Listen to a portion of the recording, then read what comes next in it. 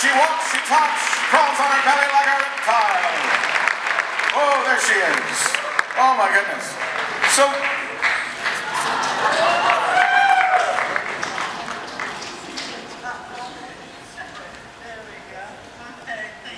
oh my goodness. Thank you. You're all rested up since your performance last night?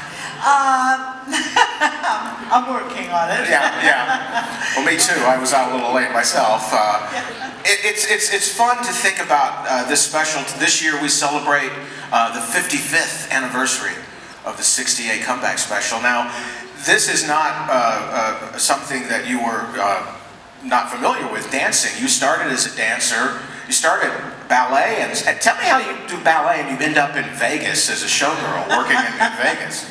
Oh yeah, well, I was doing a ballet show, and somebody saw me, and I was 16 years old. Somebody saw me and they said, "Would you like to be in a show in Las Vegas?"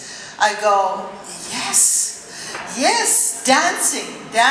So they said, "But you have to be there no later than tomorrow because we're opening the show right after that."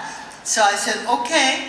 And I take the bus and I arrive in the Flamingo Hotel looking for a ballet troupe.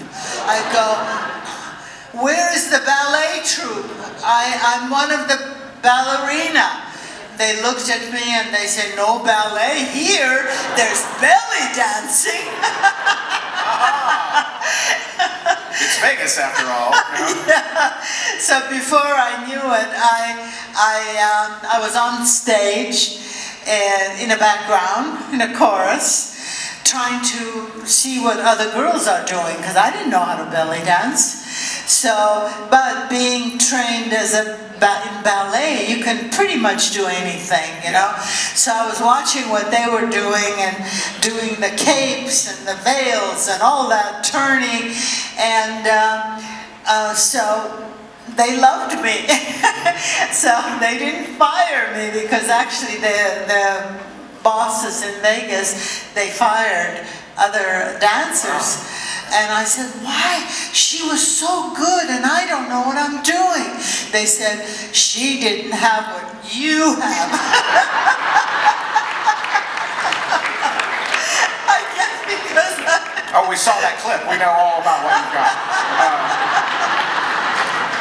yeah. So tell me, that life, so belly dancing enters in that way, and somehow you end up in Burbank in 1968, part of a legendary show and a legendary special.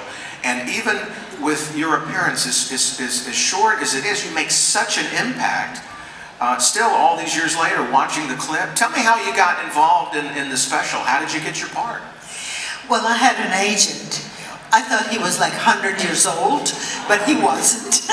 He was sweetheart. He was an old gentleman from New York, a Jewish man, and he would not explain to me what the auditions were. He would just go get the job. Who, what, why? Never mind, just go get the job. Okay, so I would, and just take your costume, take your music, and you're gonna audition. So I did. That's how I was able to get the role. But before that, I've done other shows, a lot of other, McHale's Navy, and I mean, I started Man from Uncle, you know. So I did a lot of shows, not always belly dancing. But I loved belly dancing, I really did. I think it's such a great art, and it's good for you. It's good for you emotionally and physically. It's a great exercise, you know. So I love it. I do a lot of judging of the competitions of belly dancers, and I love them all. They're so beautiful, really. It seems like what you were doing in the special would get a lot of attention, particularly from Elvis. What was your experience in Well, I mean, you know, she's right there, you know. I know. When I used to watch him in the movies, and I thought, oh, he's cute, you know. That's all I thought, but I said, wow, he sings amazing, okay? His voice is, anyway, but when I was on the set, in the makeup room, I see this vision walking towards our area with this aura that I can't even explain, with a smile, a little crooked smile that he had, you know? And I go, oh my God, and I just froze. And he would walk in and introduce himself to everybody on the set. He would say, hi, I'm Elvis. And the guy says, I'm John, and the girl says, I'm Mary, and so on and so forth. And then he came up to me and he says, oh, Tanya, you must be Little Egypt, Tanya. I go, yes. And he says, I'm Elvis. And he gave me his hand, right? So all I could hear is blah, blah, blah, blah.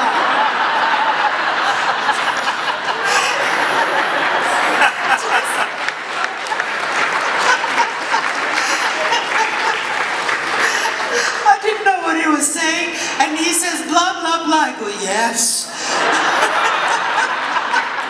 Blah, blah, blah. Yes. Blah, blah, blah. Yes. Tanya? Yes.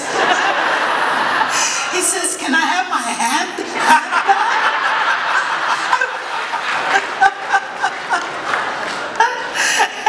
You know, that was my basically introduction to Elvis. Yeah, that's... Later on, of course, there were other issues going on. We were supposed to wear something in our bellies, right? Because it, I don't know, censorship. You have to cover your belly button. I don't know. So, okay. So I had like a little ruby. But every time I moved, the ruby would pop out. Okay? And poor Elvis had to sing, right? And he would have to stop singing. They had to glue the thing back on. And he would start and back and forth. Never, ever did he complain. I worked with a lot of other stars, even Bob Hope and so on and so forth. Lots of great people. And they were all prima donnas, you know. If anything like that happens, they would run in the dressing room. Call me when you're ready, you know. Okay. But not Elvis. He would crack jokes. He would just say funny things and laughed and never ever complained. Yeah. You know, yeah. That was Elvis.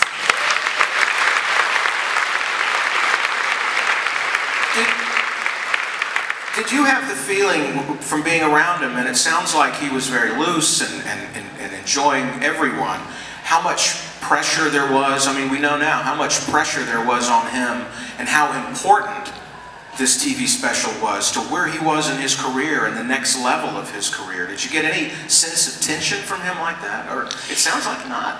I did not, Yeah. to be honest, I did not.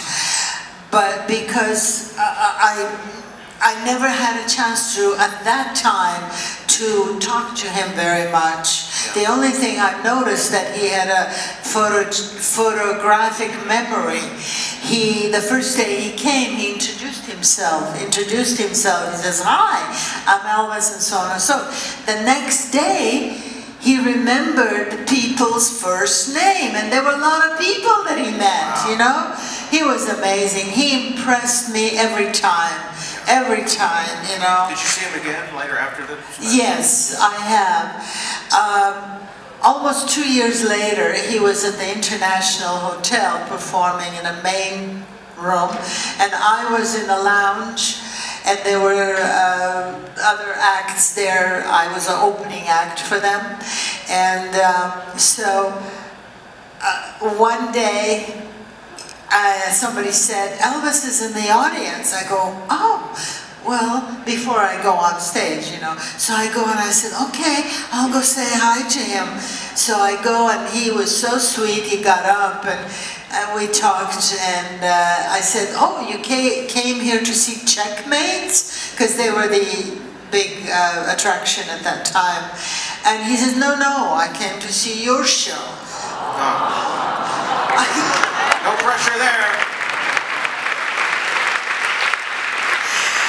So I had to sing, because the show I had to sing and dance and so on and so forth. And I was nervous, I'm going to sing in front of Elvis?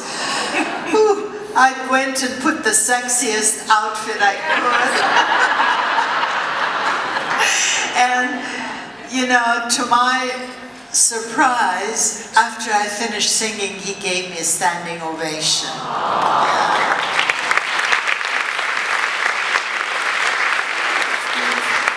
I know. And, you know, we had some conversation afterwards because we both worked in the same hotel.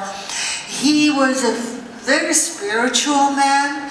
Also, he was very picking my brain about acting. Because when we were talking, I said I was involved in the theater and so on and so forth. And he says, well, what do you do? How do you learn? What is the best advice you can give me? I said, well, the only thing I can say is if there's some actors who are talented and they're doing a great job, but then there's some fabulous actors who have a training. And I said, if you can possibly get involved in a theater group, you will learn a lot how to handle some dramatic roles which he was interested in, you know. And so we had a lot of great conversation like that. Yeah. It seems like all these years later, your love of Elvis is still evident of how he was as a person, so incredibly clear to you. You've written a book. You've come out because, and I've got a copy of this, and I've to me as a Star Trek fan to be here. She was in Wolf in the Fold episode of Star Trek, so you have two fandoms that really, and three, the belly dancing community, but the Star Trek fans and the Elvis fans, and you just feel love everywhere you go, don't you? Yes, you know, I have done a lot of roles, different kinds, dancing, non-dancing, but the people remember me from Elvis and Star Trek. Yes. So I just got back from Las Vegas where they had this big event there. I was just there. So yes, that's true. And so your book, my book tell them the title of the book. How Belly Will Travel.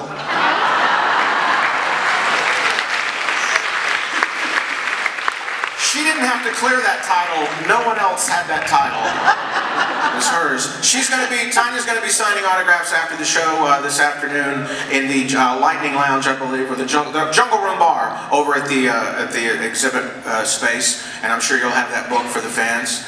Yes. And you can find out more stories from Tanya Lemani. George, we enjoyed you on the screen last night. We enjoyed you in person last night. We enjoyed you in 1968, and thank you for being such a part of this Elvis family. Thank you. Tanya.